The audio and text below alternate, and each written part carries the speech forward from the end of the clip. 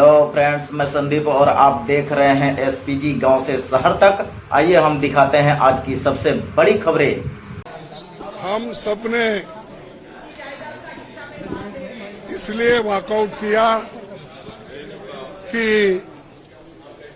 जो prime minister अपना राष्ट्रपति अभिभाषण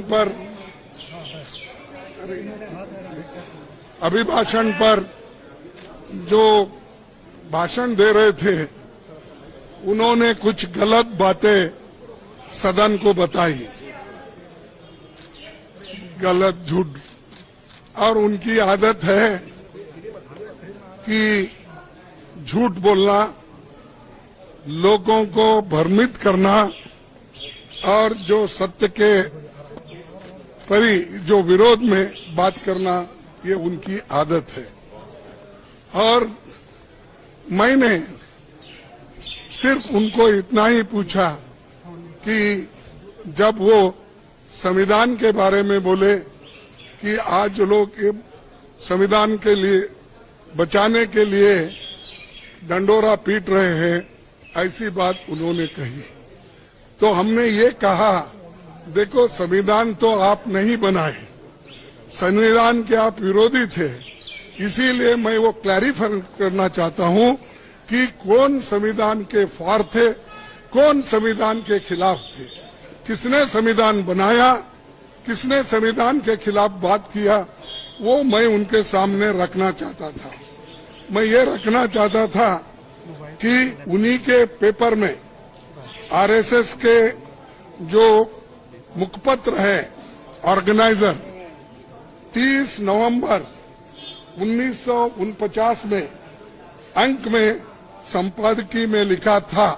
यह ऑर्गेनाइजर तो ऑथेंटिक पेपर है उनका, ये उनका ऑफिशियल पेपर है। उसमें यह लिखा गया था, भारत के इस नए संविधान की सबसे बुरी बात यह है कि इसमें भारतीय कुछ भी नहीं है। प्राचीन भारत के अद्भुत संवैधानिक विकास के बारे में इसमें कोई जिक्र ही नहीं है। आज तक मनुस्मृति में दर्ज मनु के कानून दुनिया की प्रशंसा का कारण है। ये किसने कहा? ये ऑर्गेनाइजर ने, आरएसएस ने, जनसंघ के जो लोग थे उस वक्त, उन्होंने कहा। और वे स्वयं स्फूर्ति आज्ञाकारित और अनुरूपता पैदा करते हैं।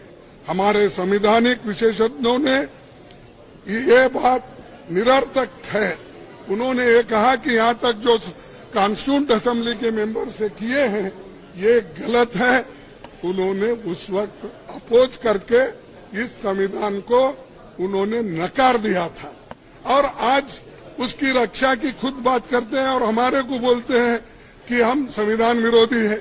अरे खुद विरोधी है, जन्मतः ही विरोधी है, शुरू से विरोधी है। इसको जब इसका जन्म शुरू हुआ उस दिन से इन्होंने बहुत से पुतले जलाए, अंबेडकर के, नेहरू जी के पुतले जलाकर रामलीला मैदान में उन्होंने ये सब काम किया। आज ये बोल रहे हैं कि हम संविधान के विरोधी हैं।